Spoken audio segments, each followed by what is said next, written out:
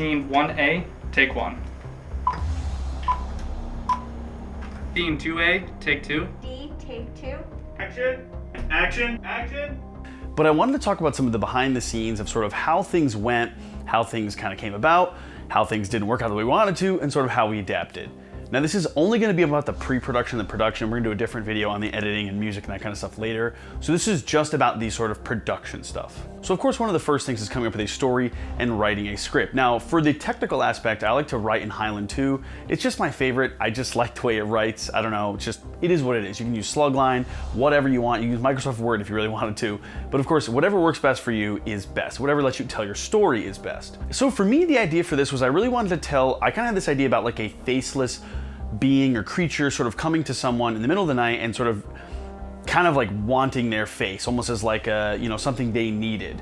And I thought it was creepy because a character could then talk about it as if it was a dream and sort of say, yeah, I had this weird dream. And one of the big things that we really liked about the story was the flip-flop of the characters. So basically in the beginning, Emma is telling the story about this dream she had, and then it transitions to the Mia character, and you know, we sort of think Emma's gonna get haunted again, and it ends up being the Mia character.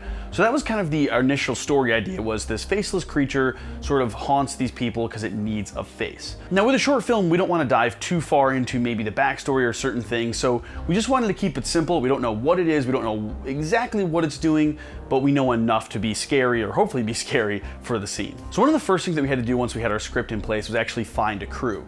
Now thankfully we've worked with a ton of people over the years, so we kind of went back to some of the people that we've worked with in the past and the sort of the staples of the short films that we've done in the past. One of the biggest and newest additions was adding our director of photography, Josh. So Josh has a YouTube channel, he does amazing stuff, he has Instagram, I'll be sure to link everything down in the description below. But he does incredible work, and not only that, but actually his wife came and sort of just helped out in general. She was amazing. Christina was just like on the ball on everything, but we'll talk about that in a minute. But finding a good crew is super important because people that are like-minded, that get excited about a short film or get excited about whatever project you're working on is super important, because if they're not excited, they're not gonna do a good job and they're not gonna be having fun. One of the ways that I like to actually find a lot of the crew members is by using Production Hub or some of those websites. Now, I'm not sponsored by any of them at all, and my trick is you go to the website, you find them, and then usually go find them on Instagram or Facebook and message them and say, hey, like I saw you on Production Hub, are you interested, blah, blah, blah. Hopefully the conversation goes from there. So that's what I've done in the past, and it seems to be the easiest way that you're not having to pay to go contact people. So Zach actually produced the film with me, and one of the big things that we wanted to do initially was to come up with a shot list and sort of a storyboard based on the initial script. Now, one of the things that we did was, so we actually did this. We went through, we storyboarded, we came up with a shot list. I actually used the Shot Lister Pro app. I'm actually a pro subscriber, but it's the Shot Lister app. We have nothing to do with Shot Lister, but I'll tell you what, this app is incredibly amazing. And Zach, who does all the work there, not our Zach, different Zach, he does amazing work. And the Shot Lister app is just something that's been super handy. So if you definitely need a shot listing app in general, 100% use it. There's a free version, you can pretty much do everything. The pro version lets like you do storyboards and syncing, that kind of stuff. So we went ahead and we did this entire shot list and this entire storyboard. And of course, as most things do, or most things happen, the Newton's law kicked in, and what can happen will happen. And we ended up losing some of the locations. And this was one of the big things, because initially, the intro scene was a pool scene. They were gonna be hanging out at this pool scene. It was this kind of like fun summer vibe. We lost the location, but not only that, the weather was going to be terrible, so we couldn't even find a similar location. So basically all of our storyboards and everything got thrown out. At least the shot list gave us a base to kind of go on, but we ended up just pretty much going by the seat of our pants when we actually got there on the day. So thankfully, last minute, we did find a location. It was actually my grandmother's house, and she's selling it, so she's not living there, and there's basically nothing there, just some leftover furniture, which was perfect because we didn't have to move in the furniture then when we did. So the actual shoot day came, and it was a pretty long day. We had to shoot everything in one day, just because of all the practical, you know, getting people there and getting people back, all that kind of stuff. A lot of people had to drive, so we wanted to make sure that we could get it all done efficiently as possible and in one day. So Zach and I got there about 9 a.m. and the rest of the crew got there about 9:30, 10, and we started setting up for the first scene, which is actually the dining room scene. All right, cool. Hayes is looking good. I don't think we need to use that. I don't think so. I think it's a pretty good level right now. So the thing with No, I really actually though do. I think we should really try to still keep that same kind of like that direction angle too from that window, because I do love the way that it's kind of like finish out the story. Yeah. And then at that point, let there be kind of like a little bit of So awkward it silence is. for a second. Be thinking about it. You know what I Yeah, mean? So it's like there's almost this like fear in that. And even go right, because that's laws right on you, even just go right to like a whisper almost, where it's like, you know, like, I thought I woke up and I swear I I can feel something. You know what I mean? Where Yeah. it's like you're almost like talking to yourself, because it's like you're convincing yourself about this whole situation, because you basically are. You know, you're just going back to the dream. So I feel like if we keep that, that's like absolutely perfect. And the way it probably comes down to, we could have, when she comes into frame, it's gonna really fade. You know what I mean? Yeah, Like, she'll just start bleeding. Now, one of the big things that we did to keep our days, but also to be able to do this to shoot day for night, is we had to pretty much tarp off everything. Now, in the kitchen and dining room, there was a giant window wall basically opening to a room that was a living room with a bunch of skylights, so we had to tape that off, which that was fairly simple. We just used this 6mm black plastic, and then same thing with the windows outside, we just taped those pretty much over. Now the trick is when you do this, you have to be able to have light coming through those to look like moonlight. So we wanted to have lights coming through the actual sliding glass doors in the scene. So we actually used Josh's Nan lights. They're kind of like tube lights, almost like quasar tubes. And we put them inside, just kind of taped up, and they created this like little bit of moonlight through the actual sliding glass doors, the actual blinds in the sliding glass doors. And that way we had a basic moonlight look. One of the other things was we actually had some of his Aperture, I think they're the MX lights, they're like the little magnetic ones. And we stuck those up behind Riley, so that way they kind of gave this nice little backlighting. So actually our main key light was a 300D Mark II. We had that boomed up with my Glow Parapop and grid. And then actually below that we had a 6x Silk. This kind of created a nice focus light that was going to be very soft, but still focused enough and not going to spill all over the background, and that gave us this super nice sort of fun dinner scene. Now actually in the back, all the way down the hallway, we added another Nan light tinted fairly blue, so that way we could have that sort of blue light kicking in the background to kind of match that moonlight from the other Nan lights. Now one of the secret tricks of actually shooting anything is haze. We used a ton of haze, not too much, but enough to fill the room and really give the room a kind of hazed over look, and it just makes the production value look that much better, and it helps carry light that much better too. Now actually, while we were doing this, we were prepping the next scene, which was the bedroom scene. Tyler and Zach actually created a giant tent, so I actually went to Walmart and bought one of those like really cheap 6-foot like tents that you use at like sporting events. And they actually took one of those and boomed it up with C-stands and then did black plastic all around it to create a giant sort of, basically a lightless encasing of the window, so that way we could put lights inside. So they were actually doing that while we were shooting parts of the dinner scene. Now you might be asking, what were we shooting on? I know, right? So we were shooting on the Ursa Mini Pro G2. We were shooting in Blackmagic RAW, I believe 3:1 or 5:1, I can't remember exactly. And we were actually shooting on a vintage set of contacts lenses. So these are ones that Josh had gotten, and they were just awesome to use. And one of the biggest things that I really loved that we used on set, which is like probably one of the best things, is actually director's monitor. If you can get a director's monitor, definitely do it, because it made a huge, huge difference in just being able to witness the film itself as if it was a film, as if you're watching it on a TV, and it doesn't have that like on a camera feel where you don't really get the sense of the immersion. Watching it on that director's viewfinder and that director's monitor just made it so much easier. So definitely if you can get one of those, a huge must. Now we actually just ran it with an SDI cable right to that, so I could just sit there and watch the takes back as Josh was actually manning the camera. One of the cool things we actually did too was, so we used 2 lav mics for the wide shot in order to get both of their audio. And although this was really great because we couldn't fit an actual boom pole in the scene because of the silk, one of the things that we realized was one of the lines we were a little bit nervous might not come up perfect. So using that director's monitor, we actually played it back live and did a live ADR session with Riley right while we were there to make sure that we got the best audio possible in case we needed it later. Just when she's talking though, I don't think that you'd, you know what I mean? Because if she's saying that thing, like, you know what I mean? Hers, there's such a big dynamic range difference. For my dream!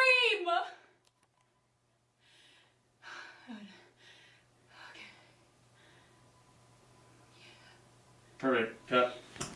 And that brings us to the second scene, which is the bedroom scene. This was the big, creepy, you know, heightened scare scene.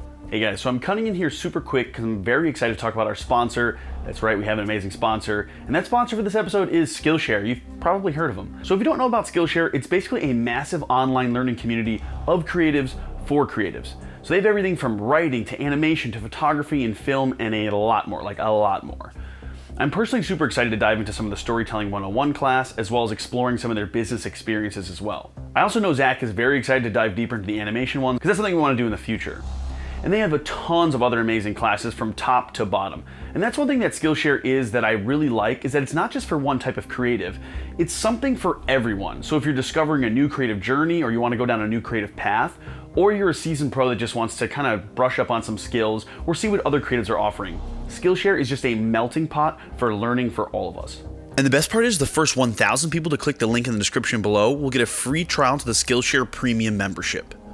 So again, if you love learning and you love experiencing new creative ideas and just seeing more stuff, be sure to join the Skillshare community and join us there. And a huge thank you to Skillshare for sponsoring this episode. I'll run through, we'll get ready. We'll do the last minute having for the chat. Okay. That way it's not all wet and gross. So I can just see the door now. Oh, that was a good picture. Everybody peace sign. Yeah, there you This go. is a sweet little Matte box there. Yeah, you know, it's Look at really that. helping with this water. It just comes off as like the, you know, the lip sounds, like the constant kind of sounds. Yeah. That way we don't know what you're even saying. But you have like this look of like, I need to tell you something grave. You know, something's very important I need to tell you. Creak it till it's about halfway, and then we'll cut and we'll get the close up. Because we're gonna cut back to Maya's like, oh shit, reaction, and they'll do it. Yeah. And then that'll be that for that. Yeah. Okay, let's do it. I love that the creature has to do this, like, pedicure toe. So yeah, Maya, you're gonna do the Light icons. so 3 knocks. Who is it? And then Before the door's open. and then the door's gonna jiggle and it's who is it? So actually I'm gonna go 2 knocks. First knock, say nothing. Second knock. Second one, who is it? And then Teresa, after she says who is it, start jiggling the doorknob. Okay. Alright? When do I start to open it? I would say jiggle it for like a second and a half, 2 seconds. Okay. Pause for a second and then slowly open it. Okay. Like this is the worst thing you've ever seen in your entire life. There it is. And she's gonna come down, boom.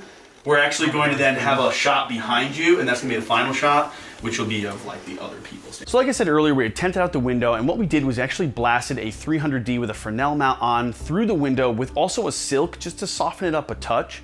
And the great thing is with the blinds that we had, it created this really awesome light beams. Now to augment that, because that was too harsh and also not directional enough, we actually boomed up what did we boom? So we actually boomed up another 300D with a Glow Parapop softbox, and that just created a really dim but nice sort of soft moonlight on Maya's face. This way, when we were actually seeing her, there was actually light on her face and it wasn't just so dramatic where we couldn't see. Now when the light actually turns on, we used a Quasar Science QLED light. Those are the battery powered ones, and that was just a tungsten balance, and that just helped augment that actual light that was there on set. Because again, using that practical on set made it that much easier. And that bulb actually in the light was a real tungsten light, so it was easy to balance too. Not only that, it obviously looked good on camera. And one of the tough things was that this room was very small, and having to work in a tight space was pretty interesting and difficult. So one of the things that we actually did was I actually set up my director's monitor inside of the closet. That way I could sit in the closet where it was completely dark, see the takes, but not be in the way. Because a lot of the shots are panning or moving across the frame of the actual room. So a lot of us had to hide and be as cautious as possible. Now this came into a lot of trickiness when it came to recording audio, so what we had to do was boom as far away as we could or be right behind the camera most of the times. One of the things that we did to keep this safe was we actually did a lot of the dialogue straight on either side, kind of an A and B. That way we made sure we had the good dialogue, even if we were on a good wide shot or we were on a different shot, maybe a stylized one, we had the right stuff that we needed just in case we needed that audio for later. So definitely I would say, although coverage can be sort of a crutch, make sure you have coverage, especially on audio, because you can't go back and do that. You can do ADR, but it's not the same that when you get it on set. One of the other really tricky things we kind of figured out was we had to break the 180-degree rule in order to pull off some of the creepy shots that we needed. But we found that we actually wanted to do it on a specific spot. I think this is a key and sort of interesting piece.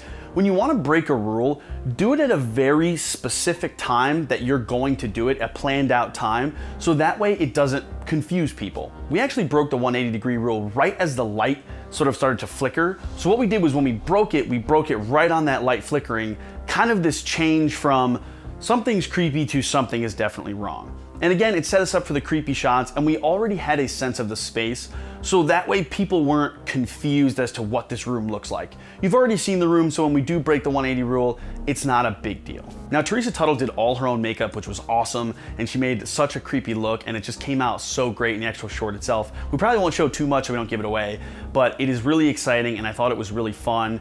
And actually, one of the final shots is a VFX shot, which we'll talk about in another episode that's all about the post-production, but that was kind of fun because we had to shoot it completely locked off, so that way when we did our VFX shot, it was going to be a lot easier to track and do, and we didn't really need a crazy shot anyway, so just by locking it off, it was super simple. And the last scene, of course, was the driving scene. This was super easy to pull off. All we had to do was actually just open the trunk, which gave us our 2 shots. That way we could see both our actresses. And then we just shot over the shoulder, actually through the windows on either side to get our A and B kind of shot coverage. Now, one of the things that we did was we actually used a nan light above the car on the moonroof, and that sort of spilt through, giving us that idea of like an inside light is on. And it was super simple, super easy, and it made for a really good shot. Now, originally we were hoping to get some kind of sunset look, but we just didn't do that with time, and it was just not that easy. Now, we actually did post a video where we did some pickup shots after, because we needed some exterior shots, and we also needed a few little small shots, but you can watch that video to kind of talk about that. So anyway, guys, thanks for watching. Be sure to like, comment, subscribe, and I'll catch you guys later.